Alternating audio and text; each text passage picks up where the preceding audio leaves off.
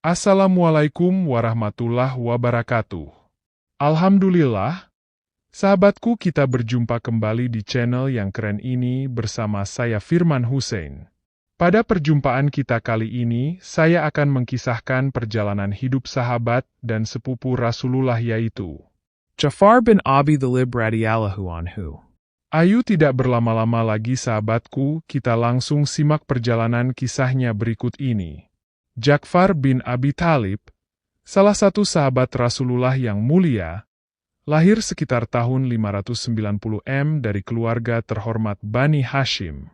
Dia adalah putra Abu Thalib, paman Rasulullah, dan saudara sepupu Rasulullah. Ja'far tumbuh dalam keluarga yang dihormati di Mekah. Kisah hidupnya menggambarkan keberanian, kesetiaan, dan pengorbanan dalam mendukung Islam. Masa remaja Ja'far. Ja'far bin Abi Thalib tumbuh di bawah bimbingan ayahnya, Abu Thalib, seorang yang sangat dihormati di kalangan Quraisy. Abu Thalib dikenal sebagai pelindung Rasulullah sebelum Islam, dan rumahnya adalah tempat di mana Rasulullah sering mendapat perlindungan. Ja'far tumbuh dengan nilai-nilai keberanian dan kedermawanan yang tinggi, dua sifat yang akan sangat menentukan jalannya di kemudian hari. Sejak muda, Ja'far dikenal dengan kepribadian yang lemah lembut, tetapi juga tegas dalam pendirian. Dia dihormati karena akhlaknya yang mulia. Kedekatannya dengan Rasulullah juga membuatnya mengenal agama yang dibawa oleh sepupunya itu sejak awal. Ja'far, seperti ayahnya, selalu membela keadilan dan menentang kebodohan jahiliyah yang merajalela di Mekah pada saat itu. Pemuda Ja'far dan masuk Islam. Ketika Rasulullah mulai mendakwahkan Islam secara terbuka, Ja'far termasuk di antara mereka yang segera menerima risalah ini. Ja'far masuk Islam pada masa-masa awal dakwah di Mekah, bersama istrinya, Asma binti Umais. Sebagai seorang pemuda, Ja'far memahami pentingnya pesan tauhid yang dibawa oleh Rasulullah. Keputusannya untuk memeluk Islam bukan tanpa risiko. Dia menghadapi banyak perlawanan dari kaumnya yang masih terikat pada tradisi penyembahan berhala. Ja'far berdiri teguh di sisi Rasulullah, meskipun kaum Quraisy kerap melakukan berbagai tekanan terhadap para pengikut Islam. Seperti banyak Muslim awal lainnya, Ja'far harus menghadapi kekerasan fisik dan tekanan mental dari orang-orang Quraisy yang menentang Islam. Hijrah ke Habasaya.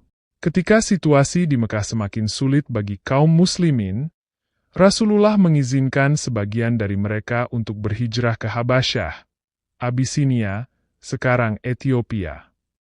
Ja'far bin Abi Thalib dan istrinya termasuk di antara para sahabat yang ikut dalam rombongan hijrah ini, dan Ja'far dipilih untuk memimpin kelompok tersebut.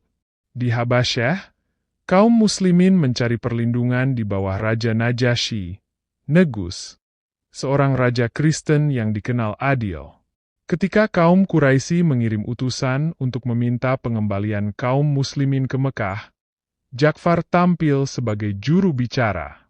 Dengan penuh keberanian, ia menjelaskan kepada Raja Najasyi tentang Islam, kenapa mereka meninggalkan kaum mereka, dan tentang Nabi Isa, Yesus, yang diakui sebagai nabi dalam Islam. Pidatonya yang tenang dan meyakinkan ini membuat Najasyi terkesan, dan dia menolak permintaan kaum Quraisy untuk mengembalikan kaum muslimin. Ja'far tinggal di Habasyah selama beberapa tahun, di mana dia dihormati oleh kaum muslimin dan juga oleh Raja Najasyi. Dalam periode ini, Ja'far terus menyebarkan ajaran Islam kepada orang-orang di sekitarnya, hingga akhirnya situasi di Mekah berubah dan kaum muslimin mulai diperbolehkan untuk kembali ke Madinah. Setelah Perang Khaybar pada tahun ke-7 Hijriah, Ja'far kembali ke Madinah bersama para sahabat lainnya. Ketika Rasulullah melihat Ja'far kembali, beliau sangat gembira dan berkata, "Aku tidak tahu mana yang lebih membuatku senang, kemenangan Khaybar atau kembalinya Ja'far." Ini menunjukkan betapa dekatnya hubungan Rasulullah dengan Ja'far dan betapa pentingnya keberadaan Ja'far bagi kaum muslimin. Peran Ja'far dalam Perang Mu'tah dan syahidnya. Salah satu peristiwa penting dalam kehidupan Ja'far bin Abi Thalib adalah Perang Mu'tah. Perang ini terjadi pada tahun 8 Hijriah, ketika Rasulullah mengirim pasukan ke wilayah Syam untuk berhadapan dengan pasukan Romawi. Ja'far ditunjuk sebagai salah satu pemimpin pasukan setelah Zaid bin Haritsah bersama Abdullah bin Rawahah. Ketika pasukan Muslim bertempur melawan Romawi di Mu'tah, Zaid bin Haritsah syahid dalam pertempuran. Ja'far, yang saat itu berusia sekitar 33 tahun, mengambil alih bendera Islam. Dengan penuh keberanian, Ja'far memimpin serangan melawan musuh, meski tahu bahwa pasukan Muslim jauh lebih sedikit dibandingkan pasukan Romawi. Ja'far menunjukkan keberanian luar biasa di medan perang. Bahkan ketika tangan kanannya putus, dia memegang bendera dengan tangan kirinya. Ketika tangan kirinya pun terputus, dia memeluk bendera dengan dadanya. Ja'far akhirnya gugur dengan 90 luka di tubuhnya, sebagian besar dari tombak dan pedang, menandakan bahwa dia terus maju dalam pertempuran tanpa mundur sedikit pun. Penghormatan bagi Ja'far bin Abi Thalib. Setelah mendengar kabar syahidnya Ja'far, Rasulullah sangat berduka. Beliau memerintahkan agar keluarga Ja'far diberi perhatian khusus, dan mengatakan kepada mereka bahwa Ja'far kini memiliki 2 sayap di surga, sehingga dia dapat terbang bebas. Karena itulah Ja'far bin Abi Thalib dikenal sebagai Ja'far At-Tayyar, Ja'far yang terbang di surga. Kisah Ja'far bin Abi Thalib adalah kisah seorang sahabat yang memiliki keyakinan teguh dan pengorbanan besar. Dari masa mudanya hingga kematiannya sebagai syahid di medan perang, Ja'far selalu berdiri di garis depan membela Islam. Keberanian, ketabahan, dan pengorbanannya menjadi inspirasi bagi banyak generasi Muslim setelahnya.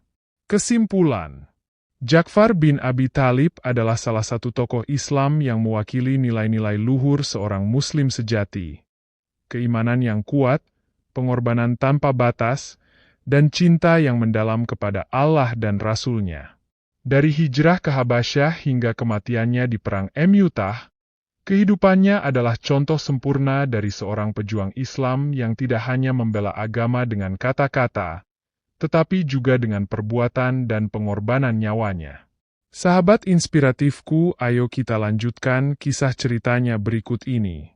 Setelah syahidnya Ja'far bin Abi Thalib, pengaruh dan warisannya terus dikenang oleh generasi setelahnya. Sosok Ja'far adalah inspirasi bagi umat Muslim, tidak hanya karena pengorbanannya di medan perang, tetapi juga karena kepemimpinannya, keteguhan imannya, dan kesetiaannya kepada Rasulullah.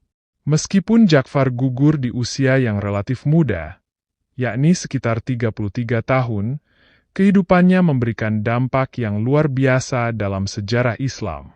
Pengaruh Ja'far di Habasyah dan diplomasi Islam. Salah satu kontribusi terbesar Ja'far yang sering dikenang adalah perannya dalam hijrah ke Habasyah.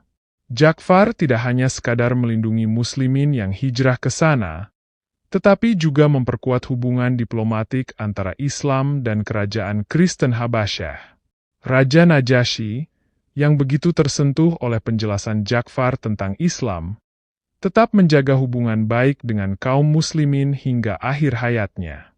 Kepemimpinan Ja'far sebagai juru bicara kaum muslim di Habasyah bukan hanya soal keberanian, tetapi juga mencerminkan kebijaksanaannya dalam berdiplomasi.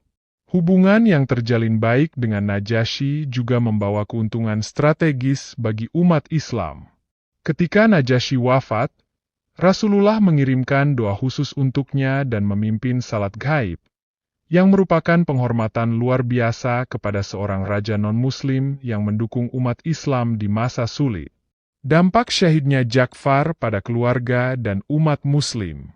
Setelah berita syahidnya Ja'far sampai di Madinah, Rasulullah segera mendatangi rumah Ja'far untuk menghibur keluarganya. Istrinya, Asma binti Umais, yang juga merupakan wanita yang tangguh dan salehah, harus menerima kenyataan pahit bahwa suaminya telah gugur di medan perang.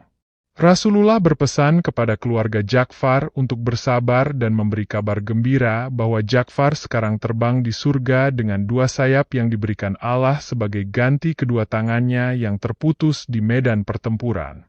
Rasulullah juga menunjukkan kasih sayang yang luar biasa kepada anak-anak Ja'far. Beliau memerintahkan agar makanan disediakan untuk keluarga Ja'far selama beberapa hari, sebuah isyarat empati yang sangat besar. Salah satu putra Ja'far, Abdullah bin Ja'far, kelak tumbuh menjadi seorang sahabat yang juga dikenal karena kebijaksanaannya dan kedermawanannya, meneruskan nilai-nilai yang diwariskan oleh ayahnya. Ja'far dalam ingatan sahabat dan sejarah Islam. Setelah wafatnya Ja'far, para sahabat sering mengenangnya sebagai salah satu sosok yang paling pemberani di kalangan mereka. Perannya sebagai pelindung muslimin di Habasyah, kepemimpinannya dalam perang Mu'tah, dan syahidnya di medan perang membuat Ja'far selalu dikenang dengan penuh kebanggaan. Rasulullah pernah memuji Ja'far secara khusus dan memberikan kabar gembira bahwa Ja'far termasuk orang-orang yang dijamin masuk surga.